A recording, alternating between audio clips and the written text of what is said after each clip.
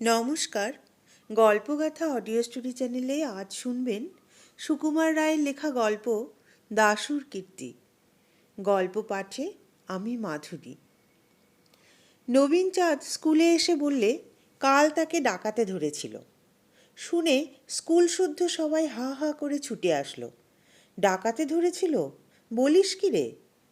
ডাকাতে না তো কি। বিকেলবেলায় সে জ্যোতিলালের বাড়িতে পড়তে গিয়েছিল। সেখান থেকে ফিরবার সময় ডাকাতেরা তাকে ধরে তার মাথায় চাটি মেরে তার নতুন কেনা শখের পিরানটিতে কাদা জলের পিচকিরি দিয়ে গেল। আর যাবার সময় বলে গেল, চুপ করে দাঁড়িয়ে থাক, নইলে দড়াম করে তোর মাথা উড়িয়ে দেব।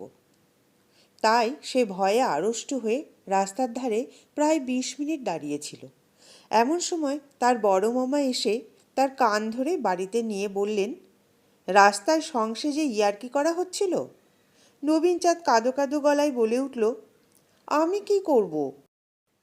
আমায় ডাকাতে ধরেছিল।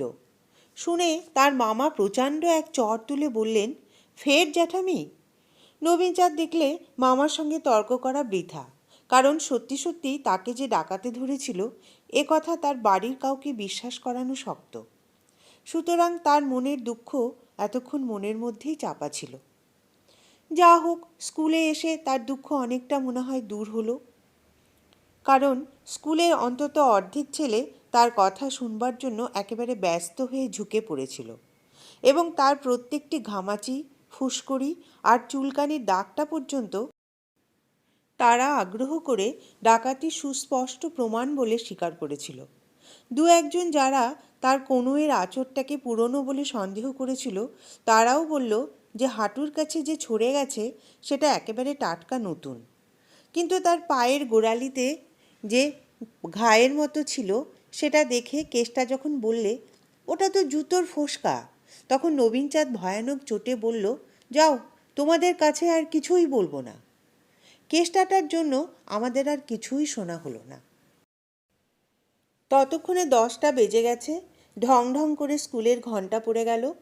সবাই যে যার ক্লাসে চলে গেলাম। এমন সময় দেখি পাগলা দাশু একগাল হাসি নিয়ে ক্লাসে ঢুকছে। আমরা বললাম, শুনেছিস কাল নবুকে ডাকাতে ধরেছিল?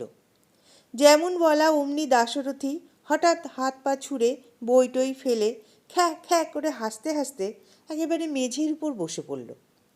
পেটে হাত দিয়ে গড়াগড়ি করে একবার চিত হয়ে একবার উপুর হয়ে তার হাসি আর কিছুতেই থামে না।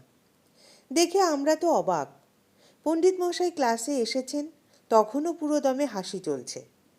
সবাই ভাবলে ছোড়াটা ক্ষেপে গেল নাকি। যা হোক, খুব খানিকটা হুটোপুটির পর সে ঠান্ডা হয়ে বইটই গুটিয়ে বেঞ্চের উপর উঠে বসল। পণ্ডিত মশাই বললেন, ওরকম হাসছিলি কেন? দাশু নবীনকে দেখিয়ে বললে, ওই ওকে দেখে। পণ্ডিত মশাই খুব কড়া রকমের ধমক লাগিয়ে তাকে ক্লাসের কোণায় দাঁড় করিয়ে রাখলেন। পাগলার তাতেও লজ্জা নেই। সে সারাটা ঘন্টা থেকে থেকে বই দিয়ে মুখ আড়াল করে ফিক ফিক করে হাসতে লাগলো। টিফিনের ছুটির সময় নবু দাশুকে চেপে ধরল। কিরে দেশো, বড় যে হাসতে শিখেছিস। দাশু বললে, হাসবো না? তুমি কাল ধুচনি মাথায় দিয়ে কীরকম নাচা নেচেছিলে, সে তো আর তুমি নিজে দেখোনি? দেখলে বুঝতে পারতে মজা। আমরা সবাই বললাম, সে কীরকম? ধুচনি মাথায় নাচছিলে মানে? দাশু বললে, তাও জানো না? ওই কেষ্টা আর জগাই ওই যা বলতে বারণ করেছিল। আমি বিরক্ত হয়ে বললাম, কি বলছিস ভালো করেই বল না। দাশু বললে, শেঠেদের বাগানের পিছন দিয়ে নবু একলা একলা বাড়ি যাচ্ছিল। এমন সময় দুটো ছেলে, তাদের নাম বলতে বারণ, তারা দৌড়ে এসে নবুর মাথায় ধুচনির মতো কি একটা চাপিয়ে তার গায়ের উপর আচ্ছা করে পিচকেরি দিয়ে পালিয়ে গেল। নবু ভয়ানক রেগে বললে, তুই তখন কি করছিলি? দাশু বলল, তুমি তখন মাথার থলি খুলবার জন্য ব্যাঙের মতো হাত পা ছুঁড়ে লাফাচ্ছিলে। দেখে আমি বললাম, ফের নড়বি তো দড়াম করে মাথা উড়িয়ে দেব। শুনে তুমি রাস্তার মধ্যে কাঠ হয়ে দাঁড়িয়ে রইলে, তাই আমি তোমার বড় মামাকে ডেকে আনলাম। নবীন চাঁদের যেমন বাবুয়ানা তেমনি তার দেমাক, এই জন্য কেউ তাকে পছন্দও করতো না। তার লাঞ্ছনার বর্ণনা শুনে সবাই বেশ খুশি হলাম। ব্রজগোপাল ছেলে মানুষ, সে ব্যাপারটা বুঝতে না পেরে বললে, তবে যে নবীনদা বলছিল তাকে ডাকাতে ধরেছে। দাশু বললে, দূর বোকা, কেষ্ট কি ডাকাত নাকি? বলতে না বলতেই কেষ্টা সেখানে এসে হাজির। কেষ্টা আমাদের উপরের ক্লাসে পড়ে, তার গায়েও বেশ জোর আছে। নবীন চাঁদ তাকে দেখা মাত্র শেকারি বিড়ালের মতো ফুলে উঠল, কিন্তু মারামারি করতে সাহস পেল না। খানিকক্ষণ কটমট করে তাকিয়ে সেখান থেকে সরে পড়ল। আমরা ভাবলাম গোলমাল মিটে গেল, কিন্তু তার পরদিন ছুটির সময় দেখি নবীন তার দাদা মোহনচাঁদকে নিয়ে হন হন করে আমাদের দিকে আসছে। মোহনচাঁদ ম্যাট্রিক ক্লাসে পড়ে, সে আমাদের চাইতে অনেক বড়। তাকে ওরকমভাবে আসতে দেখেই আমরা বুঝলাম এবার একটা কাণ্ড হবে। মোহন এসেই বললে, কেষ্টা কই? কেষ্টা দূর থেকে তাকে দেখেই কোথায় সরে পড়েছে, তাই তাকে আর পাওয়া গেল না। তখন নবীনচাঁদ বললে, ওই দাশুটা সব জানে, ওকে জিজ্ঞাসা করো। মোহন বললে, কী হে ছোকরা, তুমি সব জানো নাকি? দাশু বললে, না, সব আর জানবো কোত্থেকে, এই তো সবে 4th ক্লাসে পড়ি, একটু ইংরেজি জানি, ভূগোল, বাংলা, জিওমেট্রি।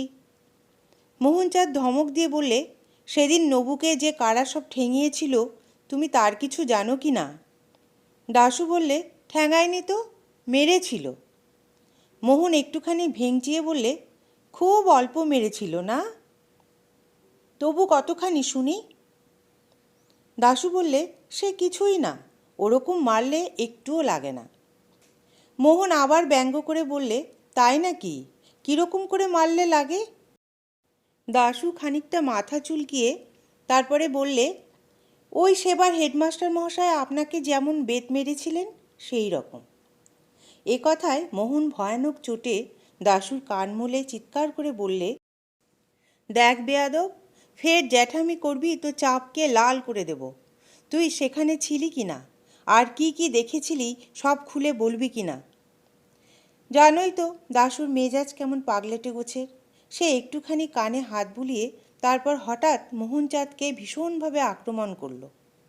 কিল, ঘুষি, চড়, আঁচড়, কামড়, সে এমনই চটপট চালিয়ে গেল যে আমরা সবাই হা করে তাকিয়ে রইলাম। মোহন বোধহয় স্বপ্নেও ভাবেনি যে 4th ক্লাসের একটা ছেলে তাকে এমনভাবে তেড়ে আসতে সাহস পাবে, তাই সে একেবারে থতমত খেয়ে কেমন যেন লড়তেই পারল না। দাশু তাকে 5 সেকেন্ডের মধ্যে মাটিতে চিৎ করে ফেলে হাঁপাতে হাঁপাতে বলল, এর চাইতেও ঢের আসতে মেরেছিল। ম্যাট্রিক ক্লাসের কয়েকটি ছেলে সেখানে দাঁড়িয়েছিল, তারা মোহনকে সামলে না ফেললে সেদিন আর তার হাত থেকে দাশুকে বাঁচানোই যেত না।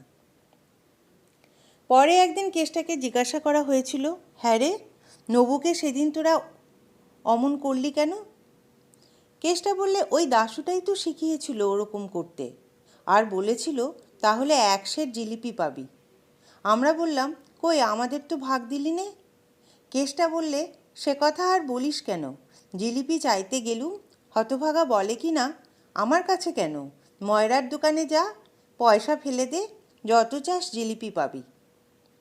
আচ্ছা, দাশু কি সত্যি সত্যি পাগল, না কেবল মিচকিমি করে? শুনছিলেন সুকুমার রায়ের লেখা মজার গল্প দাশুর কীর্তি।